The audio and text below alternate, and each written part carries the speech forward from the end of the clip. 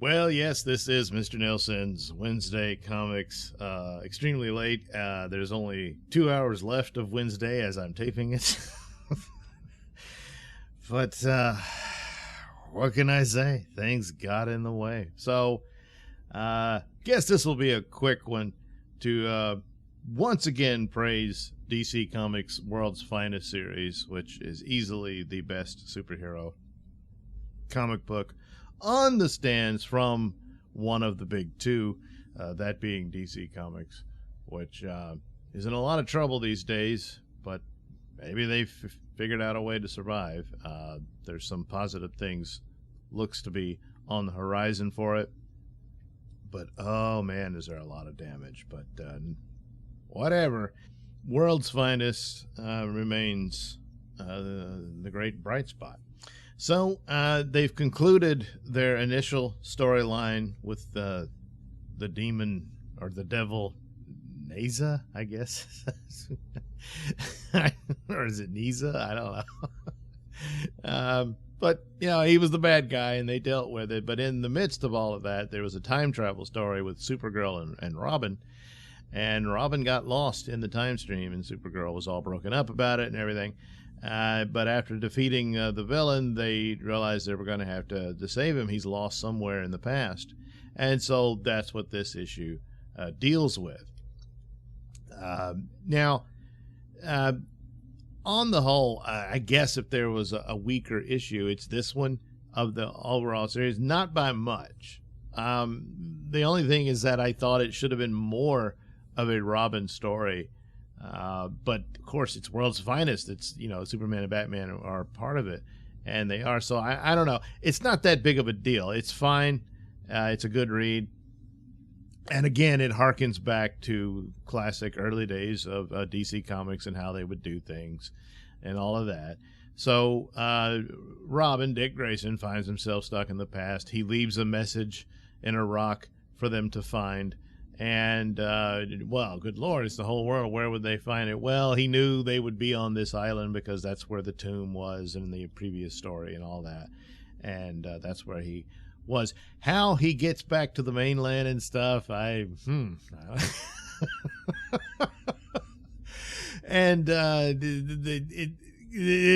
there's some far-fetchedness here. But, you know, it's a superhero comic book, so, you know, but... he goes to join. What's he going to do? He joins the circus because that's his background. And the fact that he grew up in a circus, grew up to a point before his parents were murdered and he joined Batman. But he was very knowledgeable of the history of the circus. And so, you know, he figures out, I guess, this is off the page, what time zone he's in or what year and what have you. And he joins this circus that he had read about, and he becomes a trapeze artist like he is, and he's already in his Robin suit. So, hey, it's a good costume, kid. Yeah, sure is.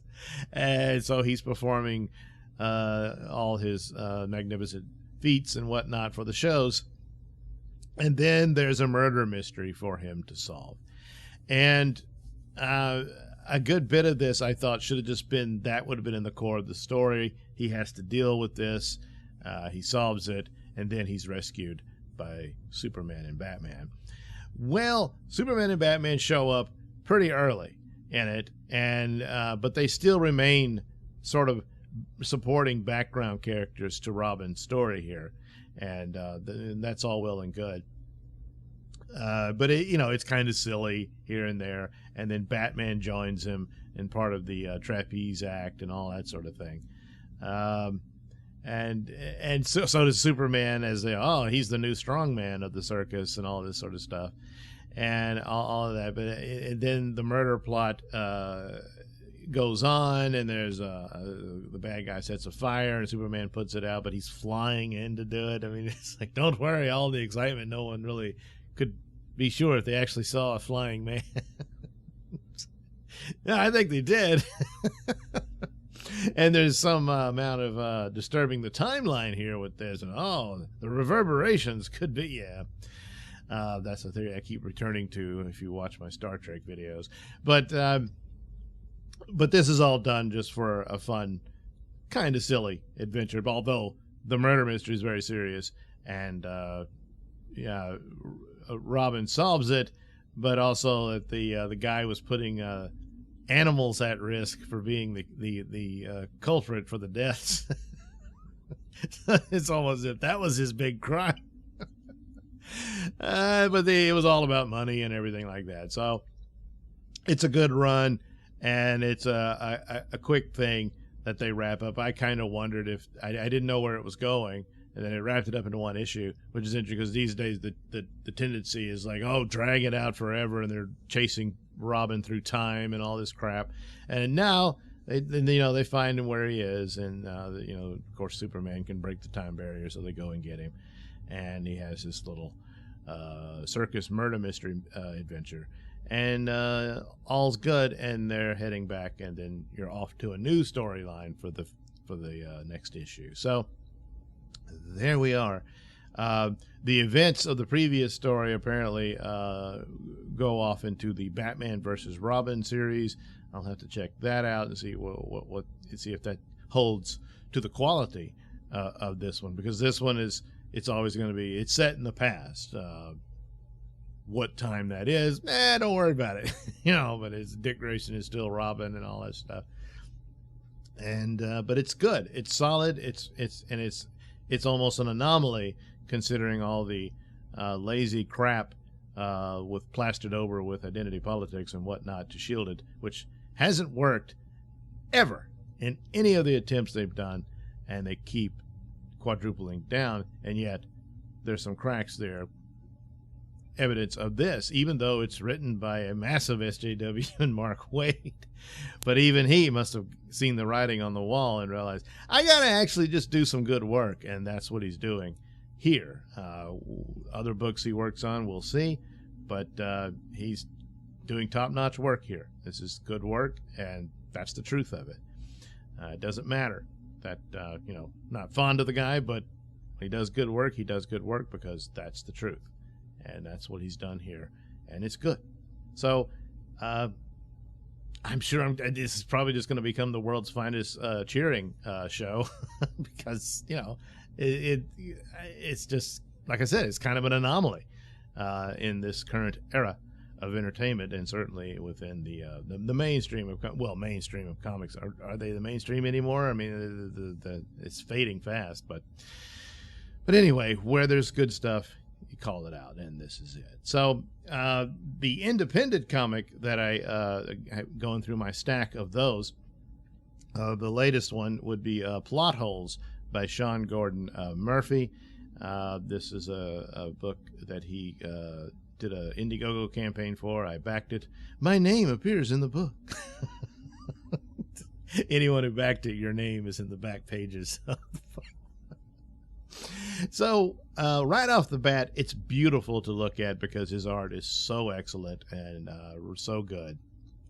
And of course, his love of, well, let's say vehicles. He's a car guy. He likes to draw cars, and that's true, and motorcycles and stuff like that.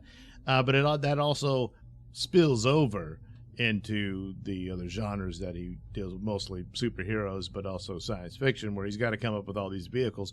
And such is the case in this one, where he developed this, I don't know, I guess you could call it spaceship. It's kind of this weird element of what they're doing and what he's doing in this story.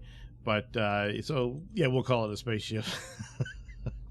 And the meticulous design that he goes to do that is his obsessiveness with vehicles.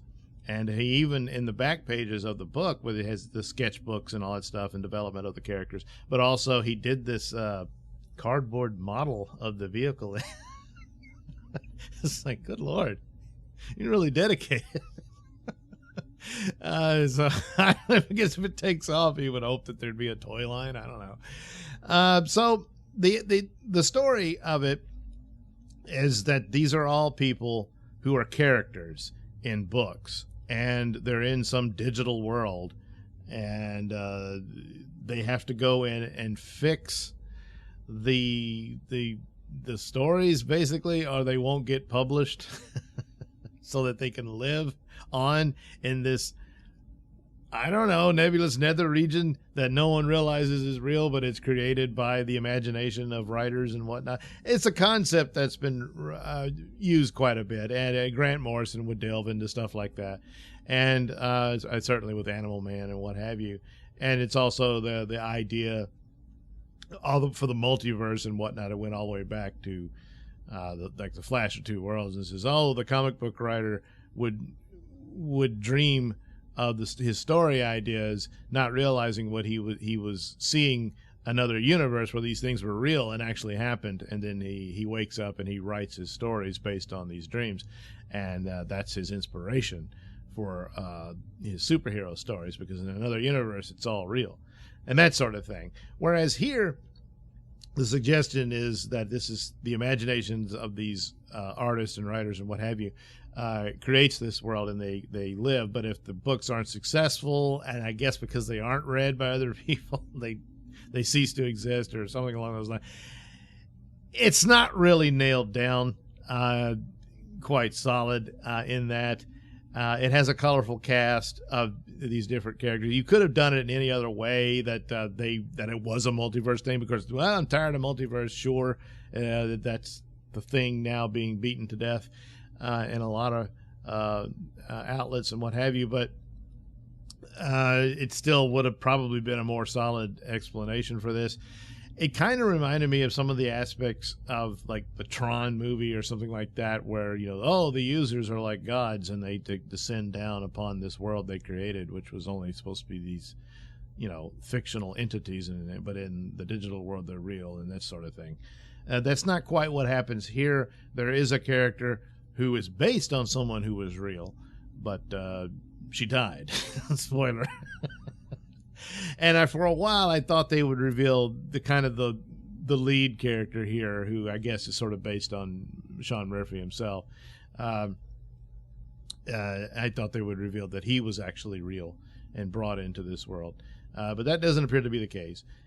So it's different characters from different genres. So you have a sort of a cat man who can shapeshift into anything. So I guess he could be anything, but his natural appearance is being a cat, or a big tiger guy from some sci-fi fantasy world.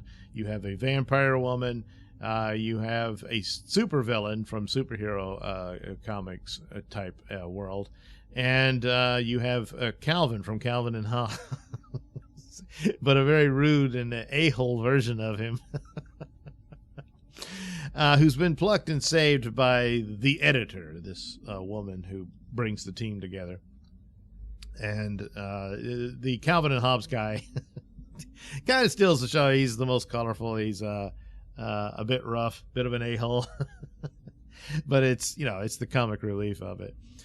And there's entertainment value to it. I wasn't blown away by the story. I don't think it's quite nailed down, and it's a bit silly here and there.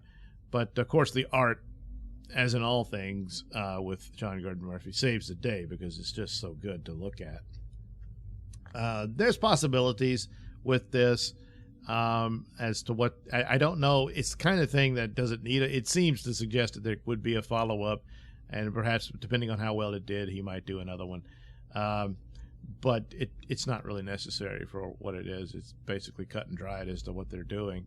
And they have a crisis, and they deal with it, and there you go. And there's a bit of a handoff to a new leader and all this sort of thing.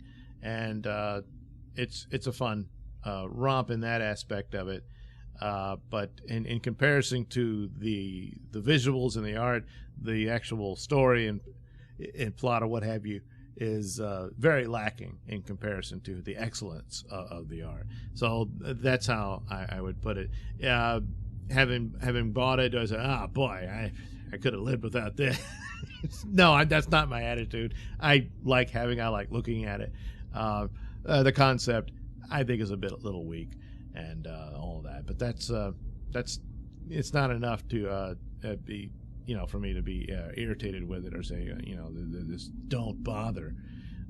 Depending on where you can pick up a copy now, if you didn't back it, I'm not sure. I'm sure it might be available on eBay, or it could be available on Amazon and stuff like that in the future. I'm not sure what the plans would be from him. So keep on the lookout should you be interested in it. If for nothing else, the artwork is fantastic. It is top-notch stuff. So there you are. Plot holes from Sean Gordon Murphy. All right. Apologies for the lateness. Jeez, this is so late. But oh God, am I busy with all kinds of stuff, and not the least of which my own health, which have been having a lot of problems with that. Got to go see a doctor tomorrow, and we'll see what that's about down the road. Yeah. So apologies in advance. Plus, I have jury duty on the way. Which, if I get sequestered or something, you never know.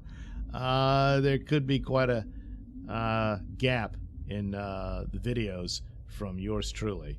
So be aware of that. If I can, I'll try to make some in advance and just have them scheduled to come out here and there. But that could be a problem. Yeah. Plus, and then just work and my health problems do get in the way and knock me off my game. Yeah. It's, what are you going to do? We are but mortal. Yes. All right, there we are. Hopefully there will be a Sunday Comics as well, where I'm reading Miss Fury. And keep up with other stuff, the podcast and all that. So see you next time.